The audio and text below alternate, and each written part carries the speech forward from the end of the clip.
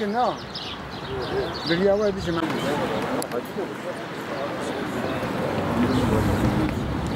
seneler olsun. ونشهد أن لا إله إلا الله وحده لا شريك له ونشهد أن سيدنا ونبينا محمدا عبده ورسول الله قال تعالى عليما إن الله وملائكته يصلون على النبي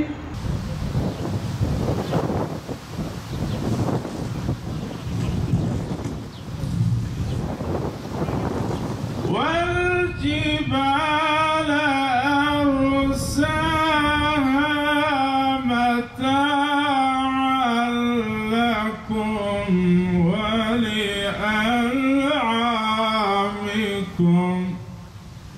Çok heyecanlıyım, inanın çok mutluyuz ve ağlamak duygumuz vardır. Yani öyle heyecanlı gidiyoruz. İnşallah Allah-u Teala bizi affedecek, bu geçmiş cumalarımızı affedecek. Vallahi çok güzel bir duygu. Yani ne bileyim, bunca zamandır camilerimiz, ibadet yerlerimiz hep kapalıydı. Ve bu da bir yürek burkan bir duyguydu. Şu an çok mutluyuz. Teşekkür ederim. Koronavirüs yüzünden yani neredeyse 3 aydır hayat durdu. Allah'ın rahmeti üzerimize olsun ki camiler hani kapalı olduğu için parkta namazımızı kıldık. İnşallah Allah kabul etmiştir ve en kısa zamanda camilerimize tekrar geri dönüp ibadetimizi yerine getiririz. Mutluyuz. Hani en kısa zamanda bu virüsün bitip tekrar insanların eski hayatına dönmesini temenni ederim. İlla ki kalabalık ortamı özledik. Yani Mekke'si olsun, Medine'si olsun, Kudüs'ü olsun, Mescid-i Nebevi olsun. Burası da 5. Harem-i Şerif. Kalabalığı özledik ama maalesef işte 10 kişinin oturabileceği yerde 3 kişi oturuyoruz.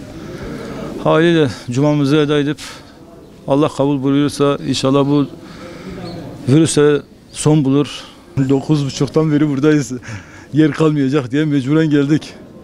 Mutluluk var ister istemez. O heyecan dahi var yani. Kayapınar Kaymakamlığı ve Kayapınar Belediyesi olarak belirli vatandaşlarımızın rahat erişebileceği alanlarda cuma namazını kılabilecekleri, edebilecekleri alanlar tespit ettik. Bu alanlarda personellerimizi görevlendirmiş bulunmaktayız. Bütün vatandaşlarımıza yetecek kadar tek kullanımlık seccadelerimiz hazır serili vaziyette. Gelen vatandaşlarımıza maske dağıtımı ve kolonya ile dezenfektan yaptırıyoruz ellerini. Ama İslam aleminin, Türkiye'nin Türkiye'de yaşayan vatandaşlarımızın, Diyarbakırlı vatandaşlarımızın çok heyecanlı olduğunu görüyoruz. Kendi kalbimizde, manevi dünyamızda da bu aynı şekilde tezahür etmektedir. Aslında bu pandemi sürecinde cuma namazının, sarılmanın, selamlaşmanın, bir selamun aleyküm demenin ne kadar büyük bir nimet olduğunu anladık. Cemaatle namaz kılmanın, caminin bizim manevi dünyamıza, sosyal, psikolojik anlamda aile hayatımızdaki etkilerini görebildik. Demek ki bir kez daha anladık ki insanı yaratan Allah'tan başka insanı tanıyan hiç kimse, hiçbir şey yoktur. Hiçbir kanun yoktur. Bizi yaratan yaratıcımız 5 vakit namazı bize niçin farz kılındığını bir kere daha öğrenmiş olduk. Cuma'da cemaatle namaz kılmanın bize faydalarını bir kez daha gördük. Sosyal hayatımıza, aynı zamanda devlet hayatımıza, ülkemize, vatanımıza, birlik ve beraberliğimize caminin cemden geldiğini, bir araya gelmek olduğunu bir kez daha görmüş olduk. Rabbim bir daha bizi böyle büyük bir imtihanla imtihan etmesin. Bizi ezansız, cumasız, devletsiz, milletsiz, vatansız bırakmasın inşallah. Diyarbakır'da yaşayan bütün insanlarımız namaz kılsın ya da kılmasın. Aslında namaza bir taraftarlık var. Namaza bir sempatisi, bir sevgisi var.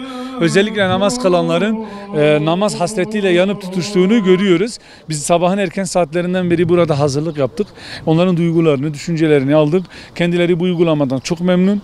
Yani aslında pandemi sürecinde bile sosyal mesafeyle bu şekilde parklarda namaz kılınabileceğini, hatta bizi eleştirdiler. Yani geç kaldınız, neden bunu daha önce yapmadınız? İnsanlar namaz kılmak için şu anda aslında yanıp tutuşuyor. Aşkla, şevkle cuma namazını eda etmeyi bekliyor. Evet. Ona böyle yapmışlar. İçeri zaten yasaktır. Dışarıyı da band bırakmışlar. İşte böyle seyrek. Aralar var, 1,5 metre var. Bu Allah'ın işidir. Yani mutlu dese demese yani bu Allah'ın işidir. Mutluyuz. Niye mutlu? Mutluyuz. Allah'a çok şükür. Allah yukarıdadır, görüyor. 2,5 aydır özlemişik. Gerçekten özlemişik. Bu geçen gün geldim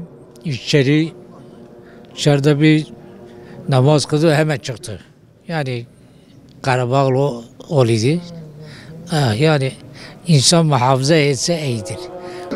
Allah peygamber razı olsun. Biz adır namaza gelmişiz. Oli camiye geldik. Allah razı olsun. Hava hoştur. İnşallah bu hastalık bitecek. Ondan sonra milletimize Allah peygamber razı olsun. Hükümetimize de Allah peygamber razı olsun. Memnun olduk. Oli camiye namaza geldik. Cuma namazına geldik. İnşallah hayırlısı cuma namazımızı kılacağız. Allah'ıma şükürler olsun ki bugünlere kavuşturun. 2,5 aydır bir hutbe namazı bile kılamadık. Camide de kılamadık.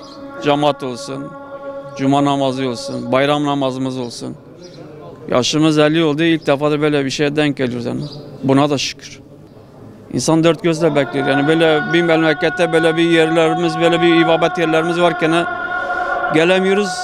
İnsan çok üzülüyor yani. İster istemez insan üzülür yani. Rabbime gene şükürler olsun bugünlere kavuşturana yani. İnşallah bundan sonra da böyle bir bela Allah-u Teala bu milletin üzerine bu musibeti kaldırsın bir yana böyle yani. Çok heyecanlıyım, inanın çok mutluyuz ve ağlamak duygumuz vardır. Yani öyle heyecanlı gidiyoruz. İnşallah Allah-u Teala bizi affedecek, bu geçmiş cumalarımızı affedecek. Vallahi çok güzel bir duygu. Yani ne bileyim bunca zamandır camilerimiz, ibadet yerlerimiz hep kapalıydı. Ve bu da bir yürek burkan bir duyguydu. Şu an çok mutluyuz. Bu koronavirüs yüzünden yani neredeyse 3 aydır hayat durdu. Allah'ın rahmeti üzerimize olsun ki camiler hani kapalı olduğu için parkta namazımızı kıldık. İnşallah Allah kabul etmiştir ve en kısa zamanda camilerimize tekrar geri dönüp ibadetimizi yerine getiririz. Mutluyuz. Hani en kısa zamanda bu virüsün bitip tekrar insanların eski hayatına dönmesini temenni ederim. Güzel bir gün yaşadık. Cuma namazımızı eda ettik Müslüman kardeşlerimizle beraber. Bu da bir gurur verici oldu. İnşallah bu hastalıklardan bir an evvel kurtulunur. Camilerimizde yine Müslüman kardeşlerimizle birlikte namazlarımızı eda ederiz. Güzel bir cemaat oluştu. Sevinçliyiz, gururluyuz, mutluyuz. Böyle bir günü özlemle bekliyorduk. Oldu. Şükürler olsun Allah'a. Diyarbakır ve genelde bu bölge din üzerinde bayağı şeyi var, yoğundurlar. Müslüman alemine bayağı bağımlıdırlar. Cumalarını kaçırmazlar, vakit namazlarını kaçırmazlar bildiğimiz kadarıyla. Müslüman bir toplum içinde olduğumuz için biz de sevinçliyiz, biz de çok gururluyuz. Diyarbakır bu konuda çok duyarlı. Diyarbakır'a da teşekkür ederim. Müslüman kardeşlerimizin hepsine teşekkür ederim. Böyle bir günde toplandılar, cumalarını eda ettiler, sevinçlidirler, mutludurlar. İnşallah bundan sonra da devamı gelir, durmaz. Bütün Müslüman kardeşlerimizden ricamızdır. Bu virüs salgın şeyinde tedbirli olsunlar, duyarlı olsunlar, fazla birbirlerine yanaşmasınlar. Ondan dolayıdır birimizden 1 metreden fazla yaklaşmamamız gerekiyor. Maskesiz sokağa çıkmamamız gerekiyor. Dezenfektan sürekli kullanmamız gerekiyor. Bunları yaparsak mutlaka başarılı olacağız. Yani tabii uzun süredir camide namaz kılamamanın hasreti çok yükselmişti. Çok da duygulandım. Namaz kılarken çok duygulandım. Allah bizi bu tür şeylerle sınamasın inşallah.